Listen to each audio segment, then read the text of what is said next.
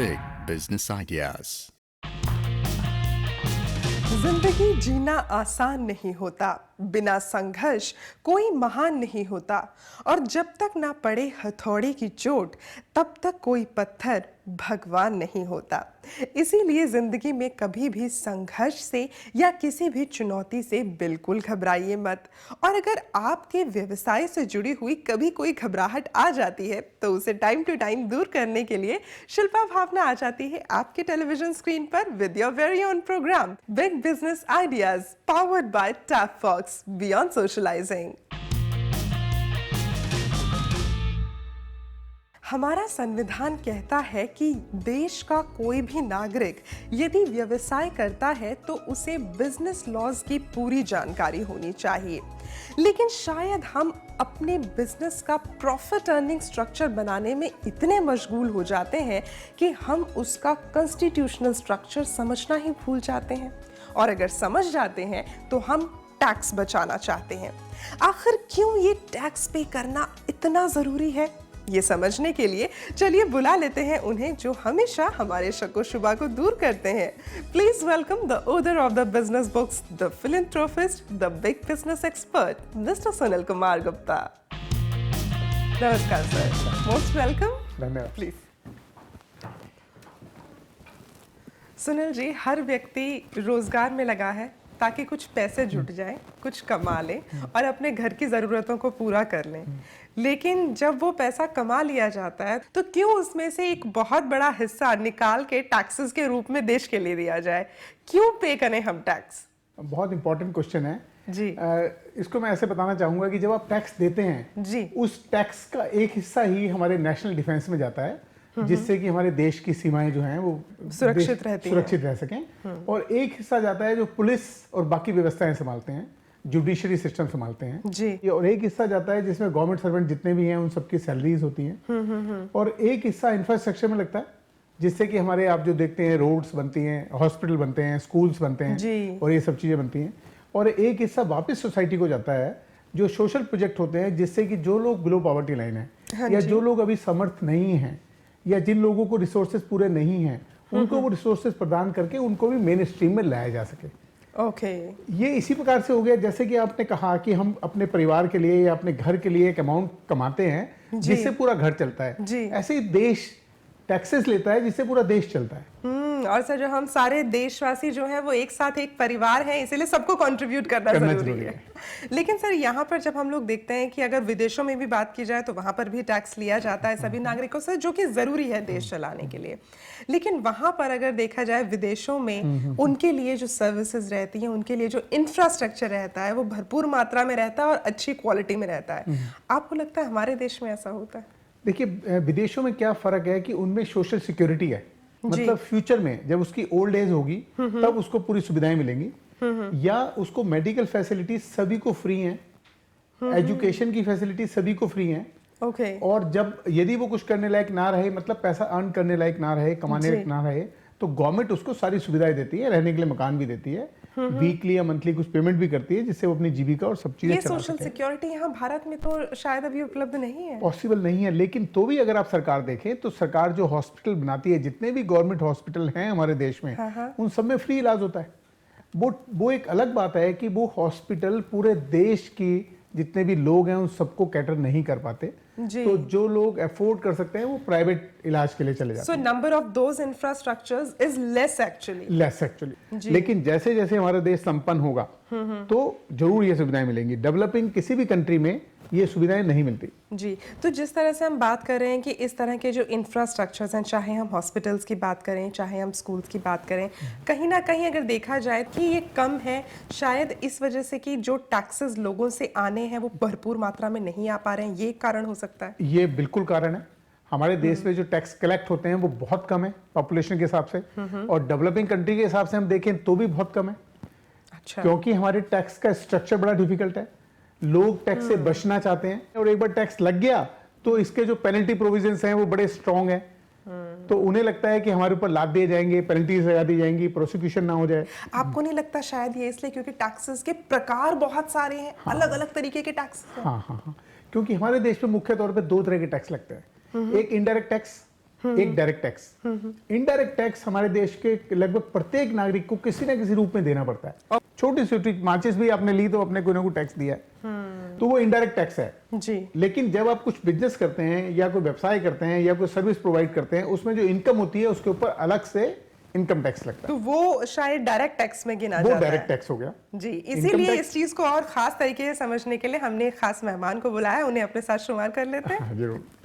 दोस्तों, आज की हमारी जो मेहमान हैं वो आप सभी से अपरिचित बिल्कुल भी नहीं है, क्योंकि जब बजट का मौसम चल रहा था तब आप हमारे स्टूडियो में आई थी और डायरेक्ट टैक्स पर खासा रोशनी डाली थी। एक बार फिर से हमारे साथ आज स्टूडियो में आ रही हैं the professional chartered accountant Shrimati Rajrani Lakra. नमस्कार जी and welcome back. Thank you. Please have a seat. जी रानी जी, एक तो सबसे पहले आपका दोबारा से स्वागत है बिग बिजनेस आइडियाज में। ये जो स्लैब्स होते हैं बड़े खतरनाक होते हैं सुनने में, इसके ऊपर कुछ रोशनी डाली कि ये होता क्या है और कैसे हम इसे और बेहतरी से समझ सकते हैं। स्लैब्स में बेसिकली क्या है कि वो डिपेंड करता है कि जिसकी जितनी इनकम है उसको इतना टैक्स देना हो। अगर सपोज किसी की कम इनकम है तो ऑफ कोर्स उस पर टैक्स बर्डन कम होगा। अगर जैसे जैसे उसकी बढ़ती जाती है तो टैक्स बर्डन उसका बढ़ता जाता है, क्योंकि वो मतलब इस पोजीशन में होता है कि ज्यादा कंट्रीब्यूट कर पाए। वी कैन से कि ये कंट्रीब्यूशन है। अगर सपोज आप ज्यादा अर्न कर रहे हो तो आपको कंट्रीब्यूट भी थोड़ा ज्यादा करना चाहिए। बिल्कुल जरूरी है ये कि जब आप कुछ अर्न करें तो आपको कुछ उसका कुछ हिस्सा या पोर्शन टैक्स के रूप में सरकार को जरूर देना चाहिए। जी, लेकिन कितने लोग दे रहे हैं? बहुत कम। यदि हमारे देश की बात करें तो कुल 3% लोग टैक्स देते हैं। 3% लोगों का मतलब हो गया कि अगर पूरे देश की बात करें तो कुल 3.5 करोड़ लोग, जो कि डेवलपिंग कंट्री के हिसाब से बहुत कम आंकड़ा है। और उसमें से भी लगभग 90% लोग जो टैक्स देते हैं उनका स्लैब 5 लाख से कम है। मतलब वो जो टैक्स देते हैं, वो जो रिटर्न भरते हैं, उसमें वो बताते हैं कि हमारी इनकम 5 लाख से कम है, तो मतलब वो 10% के स्लैब पे टैक्स देते हैं। और उस टोटल जो 3.5 मैंने बताई, जो 3% बताई, उस 3% का कुल 1% जी लगभग टैक्स देते हैं जिनकी इनकम 20 लाख से ज्यादा है। कुल 4 लाख लोग ऐसे हैं जो ये कहते हैं कि हमारी इनकम 20 लाख से ज्यादा है। और कुल 42,000, मात्र 42,000 लोग ऐसे हैं जो कहते हैं हमारी इनकम 1 करोड़ से ज्यादा है। तो इस तरह से गिने चुने लोग जो हैं वो टैक्स में कंट्रीब्यूट कर रहे हैं। अगर हम देखें तो अभी जितने लोग टैक्स दे रहे हैं, कम लोग हैं और ज्यादा टैक्स दे रहे हैं, उससे हम लोग इस स्थिति तक पहुंच गए हैं कि हम देश में लगभग हर किसी को केटर कर पा रहे हैं। अगर जब सब लोग मिलकर टैक्स देंगे तो हमारी देश की स्थिति वाकई सुधरेगी। बिल्कुल बिल्कुल, बहुत अच्छी होगी। रानी जी, आपसे जानना चाहेंगे, क्योंकि हर किसी की इनकम बराबर नहीं है इस देश में। हर किसी को अपनी क्वालिफिकेशन के अकॉर्डिंग, अपने स्किल के अकॉर्डिंग उनका पे स्केल मिलता है। तो आप इसको थोड़ा सा डिफाइन करें कि किसकी कितनी इनकम होगी तो उन्हें कितना टैक्स पे करना पड़ेगा। जो हमारी टैक्स की स्लैब्स हैं, सबसे पहले तो कि मतलब 2,50,000 तक अगर किसी की इनकम है तो उस पर कोई टैक्स नहीं है। अगर आप उससे थोड़ा अप जाते हो, मतलब 2,50,000 से अप है आपकी, अप टू 5 लाख है आपकी, तो आपको सिर्फ 10% ऑफ योर इनकम टैक्स देना है। फिर जब आप 5 क्रॉस करते हो तो 5 से लेके 10 के बीच में अगर आपका इनकम फॉल करता है तो आपको सिर्फ सिर्फ उस 5 से 10 के बीच की जो इनकम है उस पर सिर्फ 20% देना होता है। जब आप 10 लाख एक्सीड कर जाते हो तो जो भी आपकी इनकम 10 लाख एक्सीड कर रही है उस पर आपको 30% टैक्स देना होता है। तो ये इस तरीके से मतलब जितनी जितनी इनकम आपकी बढ़ती जाएगी तो उसके स्लैब वाइज बेसिस आपका कंट्रीब्यूशन बढ़ता जाएगा। हमने कुछ लोगों से बात की थी, आपको दिखाना चाहेंगे। इंडिया में डायरेक्ट टैक्सेशन एक अलग ही चीज़ है। इनडायरेक्ट टैक्सेशन में बहुत सारी चीज़ें आती है और उसके कंप्लायंसेस जो है वो कंप्लायंसेस हर महीने में आपको फॉलो करने पड़ते हैं। और अगर आपके पास से फॉलो नहीं हो गए तो उसके ऊपर इंटरेस्ट है, पिनल इंटरेस्ट है, फ़ाइन है, पेनल्टी है, रिटर्न फाइल नहीं होते हैं टाइम टू टाइम, तो बहुत सारी दिक्कतें होती है। मेरा बिजनेस बात करूँ तो मुझे पता भी नहीं है कि मेरे अंदर कितने टैक्सेस लगते हैं। कि मुझे ये पता है कि इनकम टैक्स लगता है, सर्विस टैक्स लगता है या नहीं लगता है, ये मेरे सीए मुझे बताएंगे। अब मेरा सीए शायद कोई गलती कर बैठे और उसकी सज़ा मुझे भुगतनी पड़े, तो मैं गवर्नमेंट के साथ चीटिंग करना नहीं चाहता हूँ, अपने देश के साथ चीटिंग करना नहीं चाहता हूँ। लेकिन कोई पढ़ा लिखा आदमी ना हो और बिजनेसमैन हो, वो भी इन सारी चीज़ों को समझ पाए, ऐसा कुछ अगर सिस्टम आ जाए तो हमारे देश में काफ़ी प्रॉब्लम सॉल्व हो जाएगी। तो दो चीज़ें यहाँ पर निकल के आती हैं। एक तो कि हर व्यक्ति जो बिजनेस शुरू करता है उसकी रुचि अपने बिजनेस की है, लॉज के बारे में उन्हें नहीं पता होता। दूसरी बात ये निकल के आती है कि जब अपने पूरे उस कंप्लायंसेस को पूरा करने के लिए वो किसी प्रोफेशनल को हायर करते हैं, उनकी गलती का भुगतान भी उस एंटरप्रेन्योर को करना पड़ता है। बिल्कुल, देखिए आपको प्रोफेशन चूज करते हुए ध्यान रखना है कि मैं वो प्रोफेशन रखूं जिसकी एक अच्छी रेपुटेशन हो और जिसको नॉलेज हो। और साथ में आप भी इतने जागरूक होने चाहिए। जब आप बिजनेस स्टार्टअप करते हैं तब बात अलग होती है, लेकिन जब एस्टैब्लिश बिजनेस है आपका तो आप भी इतने जागरूक होने चाहिए कि मुझे कब कौन से टैक्सेस देने हैं। जैसे आप अपने बिजनेस की करते हैं, अपने मार्केटिंग की करते हैं, सब चीजों की करते हैं, ऐसे ही आपको प्रोफेशनल नॉलेज इसकी भी गेन करनी पड़ेगी कि मेरे पे कौन से टैक्स लगते हैं। हाँ, दूसरी बात उज्ज्वला जी ने की कि ये जो इंपॉर्टेंट है कि जो आपको कंप्लायंस करने पड़ते हैं, ये भी बड़े इंपॉर्टेंट है जी, और करने पड़ते हैं आपको हर बार, क्योंकि जितनी भी बार आप टैक्स, अगर मान लीजिए आप टीडीएस काट रहे हैं तो आपको टीडीएस के कंप्लायंस भरने पड़ेंगे, रिटर्न भरनी पड़ेगी, उसकी मंथली टैक्स जमा करना पड़ेगा। जितने भी तरह के टैक्सेस हैं उन सबको आपको कंप्लायंस करनी पड़ेगी, टैक्स जमा भी करने पड़ेंगे, उनकी रिटर्न भरनी पड़ेगी, वो कंप्लायंस जरूरी है। और वो सारे के सारे कंप्लायंस के लिए आजकल ऑनलाइन सिस्टम भी है, पैकेज भी बहुत सारे आ रहे हैं, गवर्नमेंट की अपनी वेबसाइट पे भी सब कुछ है, तो वो नॉलेज आप ले सकते हैं जी। तो हालांकि अगर देखा जाए तो इस बात को आपको समझना बहुत ज़रूरी है कि अगर आप अपना कोई व्यवसाय शुरू करते हैं, जिस तरह से आप व्यवसाय के दूसरे हिस्सों के बारे में नॉलेज लेते हैं, चाहे वो मार्केटिंग हो या फिर अगर हम आपकी बिजनेस स्ट्रैटेजी की बात करें वो हो, उन सब के साथ साथ आपको बिजनेस लॉज की नॉलेज लेनी भी बहुत ज़रूरी है, क्योंकि आपके बिजनेस की जिस तरह से अथॉरिटी आपकी है उसी तरह से रिस्पॉन्सिबिलिटी भी आपकी है, तो समझना उन्हीं को पड़ेगा।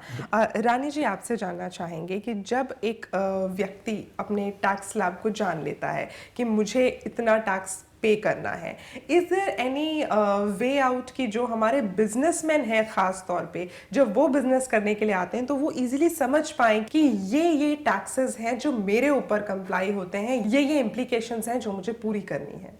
नहीं, बिजनेस के लिए बहुत सारी कंप्लायंसेस होती हैं। अगर हम सिर्फ डायरेक्ट टैक्सेशन की बात करें तो डायरेक्ट टैक्सेशन में एक तो अपना इनकम टैक्स हो गया, जो कि मतलब पूरा साल जब वो अपनी इनकम अर्न कर चुके हैं, अपनी बुक्स ऑफ अकाउंट्स फाइनल कर चुके हैं, उसके बाद उनको असेस करना होता है कि भाई आपने ड्यूरिंग द ईयर कितनी इनकम आपने अर्न करी है, उसके बेसिस पे कितना आपका टैक्स लायबिलिटी हो रही है। उसके साथ साथ डायरेक्ट टैक्स में अगर हम और टैक्सेस की बात करते हैं तो एक हमारा टीडीएस है।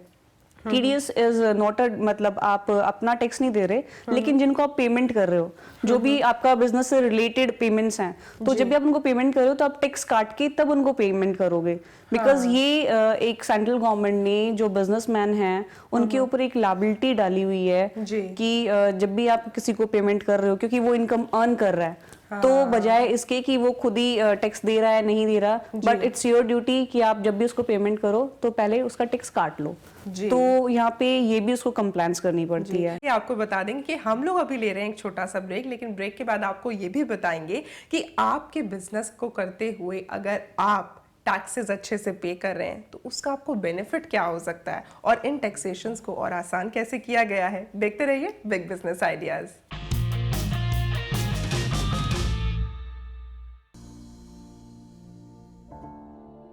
रेखा, कहाँ हो? चलिए भैया, पीयू कहाँ है? पड़ोस वाले भाई साहब के यहाँ छोड़ आई हूँ। जिस लॉकर में कैश और गहने हैं उसकी चाबी भी पड़ोसी को दे दी ना। भला मैं अपना कीमती सामान पड़ोसी के यहाँ कैसे छोड़ सकती हूँ? जब आप अपना कीमती सामान पड़ोसी के यहाँ नहीं छोड़ सकते तो बिटिया को पड़ोसी के पास कैसे छोड़ दिया? आपकी सतर्कता बेटी के जीवन का वरदान है। खुद संभलें और अपनों को संभालें। दिल्ली पुलिस। ब्रेक के बाद एक बार फिर से स्वागत है आपका। आप देख रहे हैं बिग बिजनेस आइडियाज और हम लोग आज बात कर रहे हैं टैक्सेशन की, लेकिन आगे बढ़ने से पहले आप लोगों को कुछ दिखाना चाहेंगे। गवर्नमेंट की कैसी स्कीम्स हैं, किसके लिए स्कीम्स हैं, इसके बारे में कोई आइडिया नहीं है। लाइक मैं एक टेक्निकल फील्ड से रिलेट करती हूँ, तो मेरे लिए क्या स्कीम्स है गवर्नमेंट की, इसकी कोई इन्फॉर्मेशन नहीं है मेरे पास।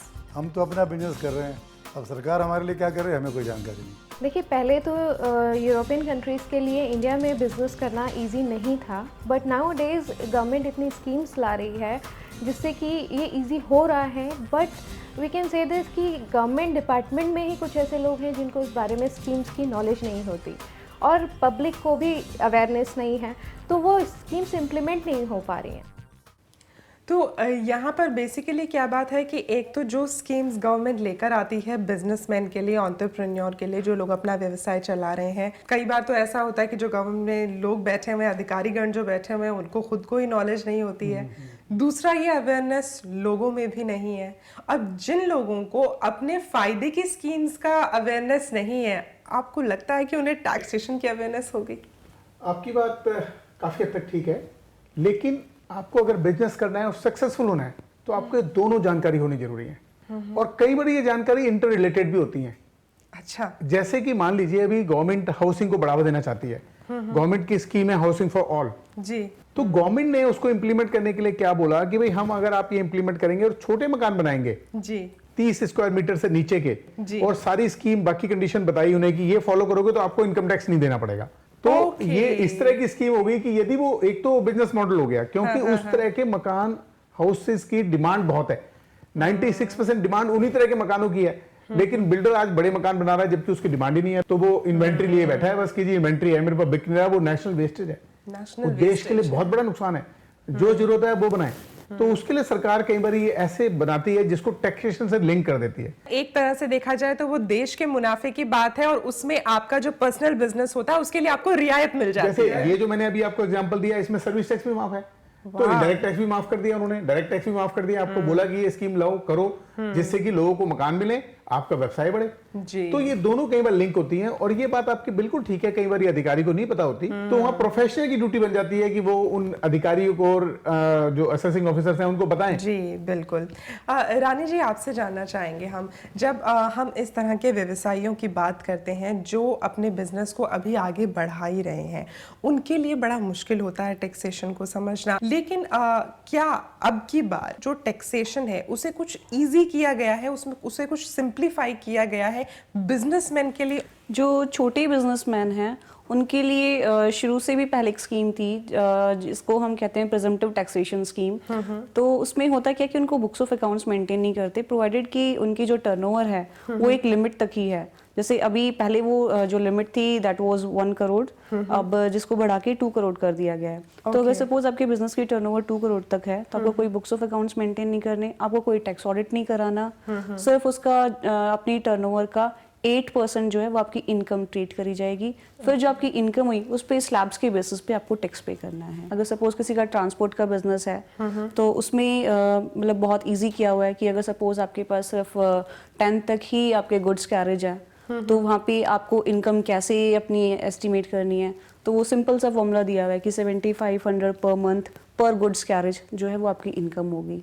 तो इसी ये तरीके उनके से लिए सिंप्लीफाई होता जा रहा है। बिल्कुल जो रिटेल ट्रेड में जो लोग लगे हुए हैं उनके लिए है कि अगर सपोज उनकी जो टर्नओवर है वो 40 लाख एक्सीड मतलब 40 लाख तक ही है तो उनको सिर्फ अपनी टर्नओवर का 5% ही उनकी इनकम होगी जिसके बेसिस पर उनको टैक्स देना है। तो यहाँ पे सिंप्लीफिकेशन ये है कि उनको वो बुक्स ऑफ अकाउंट्स नहीं मेंटेन करने होते, उनको टैक्स ऑडिट नहीं कराना होता, तो ये जो कंप्लायंसेस हैं कई सारे ये उनके सेव हो जाते हैं। मैं ये कहना चाहूंगा, अगर हम डायरेक्ट टैक्स इनकम टैक्स की बात कर रहे हैं जी, तो इनकम टैक्स में एक थंब रूल है कि टीडीएस में कभी भी आपने कोई भी डिफॉल्ट नहीं करना, क्योंकि उसके जो प्रोविजंस हैं वो उसकी जो पैनल प्रोविजंस है वो बहुत स्ट्रांग है, उसमें प्रोसिक्यूशन तक है। और दूसरी बात मैं जरूर बताना चाहूंगा कि आप किसी भी वेंडर को कैश पेमेंट बिल्कुल ना करें, क्योंकि यदि आप कैश पेमेंट करते हैं किसी भी वेंडर को तो वो कैश पेमेंट का आपको इनकम टैक्स में डिडक्शन नहीं मिलती, मतलब आपका खर्चा बुक नहीं होता। और इसी प्रकार से आप कैश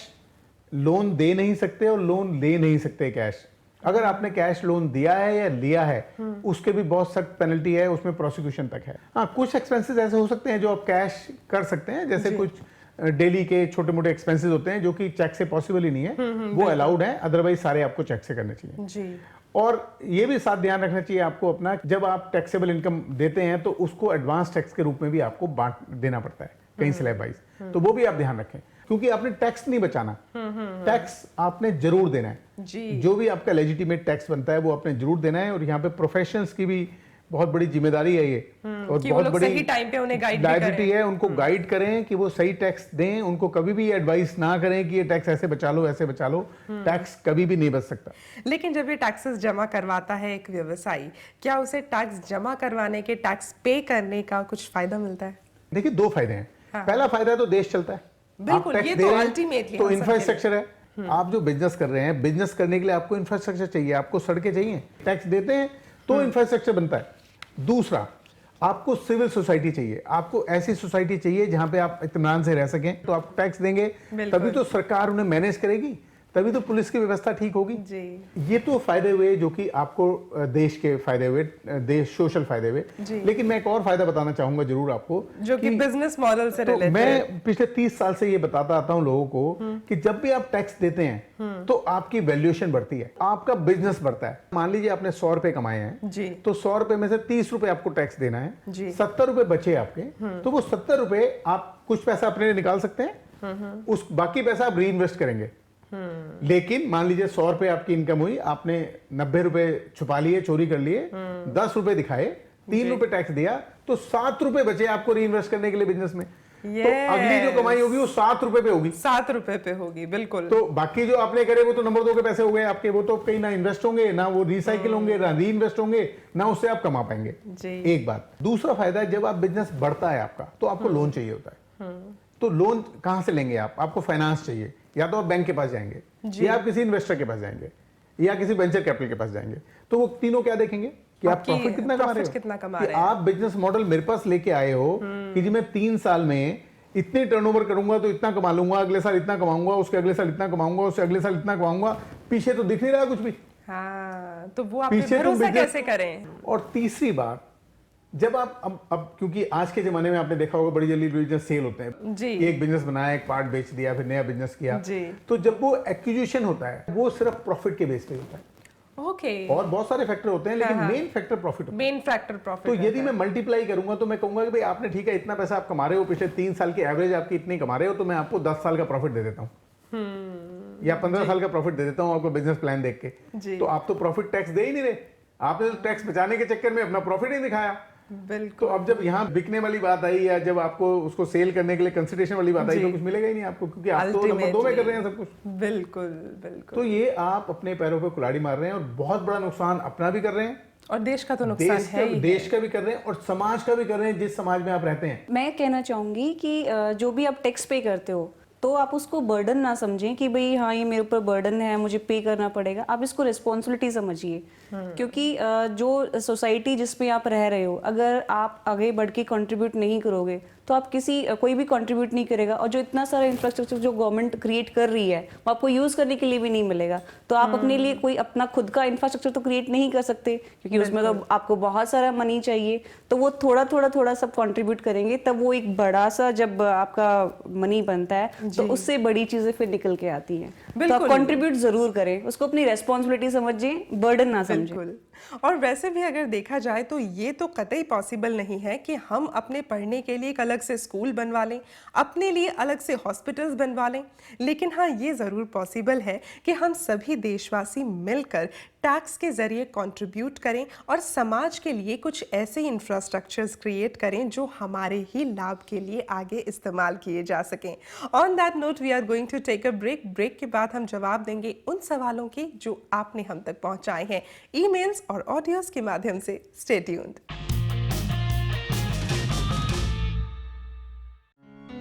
अच्छा किया बबलू, जो तुम इन छुट्टियों में यहाँ रहने चले आए। तुम होते हो तो मुझे श्रेया की कोई चिंता नहीं होती। अच्छा मैं चलती हूँ, ऑफिस के लिए लेट हो रहा है। ठीक है। मम्मा मुझे अकेले छोड़ के मत जाओ। अकेले कहाँ बेटा, बबलू भैया है ना। हाँ हाँ, मुझे नहीं रहना भैया के साथ, भैया गंदे हैं। बेटी की सुरक्षा के लिए परिचितों या रिश्तेदारों पर भी सोच समझकर भरोसा करें। दिल्ली पुलिस। और अब वक्त है आपके सवालों के जवाब देने का, जो आप ईमेल से और ऑडियोज़ के माध्यम से हमारे पास पहुंचाते हैं। बहुत सारे सवाल आ रहे हैं लोगों के, रैंडमली हमने कुछ सिलेक्ट किए हैं बिकॉज हर सवाल को प्रोग्राम में शुमार करना मुमकिन नहीं हो पाता। मणिकंदन जी ओडिशा से, और आप कहते हैं कि आपने हमारे प्रोग्राम में फसल बीमा के बारे में सुना था और आपने पहली बार एक ऐसे बीमा के बारे में जाना जो कि कृषि फसल के लिए है। तो आप जानना चाहते हैं कि आपके पिता ओडिशा के एक छोटे से गांव में किसान हैं, तो क्या आप अपने पिता की कृषि का बीमा करवा सकते हैं, और अगर करवा सकते हैं तो कैसे? मनी जी, जब भी कोई लोन लेते हैं अगर आप, तो आपका ऑटोमेटिक बीमा होता है। यदि आपने लोन नहीं लिया तो भी आप बीमा करा सकते हैं। राष्ट्रीय फसल बीमा योजना है सरकार की, उसके तहत आप बीमा करा सकते हैं। देवांश जी उत्तर प्रदेश से हैं। आप कहते हैं कि आपने बिग बिजनेस आइडियाज़ देखने के बाद ये तय किया है कि ये एमएसएमई में अपना रजिस्ट्रेशन करवाएंगे ताकि इन्हें उसके लाभ मिल सकें। लेकिन जब ये एमएसएमई में रजिस्ट्रेशन करवा रहे थे 1 पेज फॉर्म उद्योग आधार के जरिए, तो इन्हें पता चला कि वहाँ पर आधार नंबर भरना मैंडेटरी है, लेकिन आपके पास आधार नंबर नहीं है। तो क्या आप बिना आधार नंबर के भी अपना रजिस्ट्रेशन एमएसएमई में करवा सकते हैं, और अगर करवा सकते हैं तो कैसे? देवांश जी, बिल्कुल आप करा सकते हैं। हमने पहले भी अपने प्रोग्राम में बताया है कि आधार जो ऑनलाइन रजिस्ट्रेशन है उसमें आधार नंबर डालना जरूरी है। लेकिन अगर आपके पास अभी तक आधार नहीं है तो आप जरूर लें आधार, क्योंकि आधार आपको सब जगह देना पड़ेगा। अभी फिलहाल के लिए आप उस फॉर्म को डाउनलोड कर लें, डाउनलोड करके पूरा भर लें और उसको अपने एरिया के डिस्ट्रिक्ट इंडस्ट्री सेंटर DIC जिसे हम बोलते हैं उसमें जमा कर दें, तो भी आपका रजिस्ट्रेशन हो जाएगा। अब हम लोग ले रहे हैं वो सवाल जो ऑडियोज के माध्यम से आए हैं। हेलो मैम, मैं सीमा वैद बोल रही हूँ साइबाबाद से। मेरे हस्बैंड सर्विस प्रोवाइड करते हैं, तो मुझे ये जानना है कि जो अभी 15% का रेट है वो कब से एप्लीकेबल है? सीमा जी, ये जो रेट है 1 जून 2016 से एप्लीकेबल है। हेलो, हाँ, मेरा नाम हर्ष भट्ट है, अहमदाबाद से। मैं स्टूडेंट हूँ। मेरा क्वेश्चन ये था कि मैंने अभी नया पैन कार्ड इश्यू करवाया है, तो क्या मुझे इनकम टैक्स रिटर्न फाइल करना ज़रूरी है? हर्ष जी, मैं बताना चाहूँगा कि आपने पैन कार्ड बनवाया, बहुत अच्छी बात कही, लेकिन यदि आपकी इनकम टैक्सेबल है तो रिटर्न भरनी जरूरी है। पैन लेने से रिटर्न भरना जरूरी है ऐसा नहीं है जी। और रानी जी, मैं आपको याद दिलाना चाहूंगी, पिछली बार जब आप हमारे प्रोग्राम पर आए थे तो आप हमारे रैपिड फायर से बच गए थे because we had 3 guest at that day. लेकिन आज आप बच नहीं पाएंगे, तो शिल्पा भावना स्पेशल राउंड में we have a special rapid fire for you. लेकिन पिछली बार भी नहीं बचे थे। पिछली बार आपने सिर्फ एक क्वेश्चन का जवाब दिया था। इस बार I have a set of questions for you, लेकिन उससे पहले मैं चाहूंगी कि आज के लिए आपका बिजनेस मंत्र हो जाए। जब आप टैक्स के रूप में कंट्रीब्यूट करते हैं तो ना केवल देश आगे बढ़ता है बल्कि आपकी वेल्थ भी बढ़ती है। जी, और अब जैसा कि मैंने आपसे कहा था कि ये खास राउंड है, so here starts your rapid fire. देश को और बेहतरी से चलाने के लिए क्या करना चाहिए? हर एक नागरिक से टैक्स वसूलना चाहिए, नए टैक्स पेयर्स ऐड करने चाहिए, या पुराने टैक्स पेयर्स का स्लैब रीस्केड्यूल करना चाहिए? नई टैक्स पेयर्स ऐड करने चाहिए। और ये अगला सवाल है, इसके लिए एक्चुअली यू कैन एज्यूम कि हमारे स्टूडियो में अभी कोई भी मेल मेंबर मौजूद नहीं है, so it is directly to you. महिलाओं को इनकम टैक्स में रियायत मिलनी चाहिए, हाँ या ना? नहीं। अगर मेल्स बिजनेस कर सकते हैं तो फीमेल्स भी कर सकती हैं। And that's what all the females are proving today. Good going. और अब मैं आपके सामने कुछ शब्द बोल रही हूँ, आपको उन पर बहुत जल्दी से रिएक्ट करना है। बिजनेस मेरा काफी फ्लरिश हो। प्रॉफिट मेरे इंक्रीज होते जाएं। इनकम ऑफ कोर्स उसके साथ बढ़ती जाएगी। टैक्स मैं जरूर दूंगी। That's like a responsible citizen. So इस रिस्पॉन्सिबिलिटी के लिए हम आपको एक बहुत ही बेहतरीन सा तोहफा देना चाहते हैं बिग बिजनेस आइडियाज की तरफ से।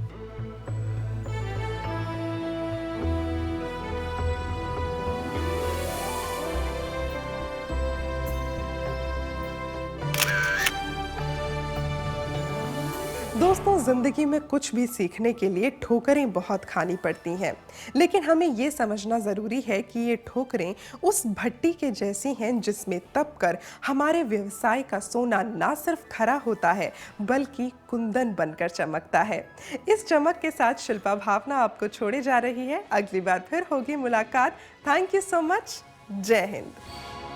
Big Business Ideas.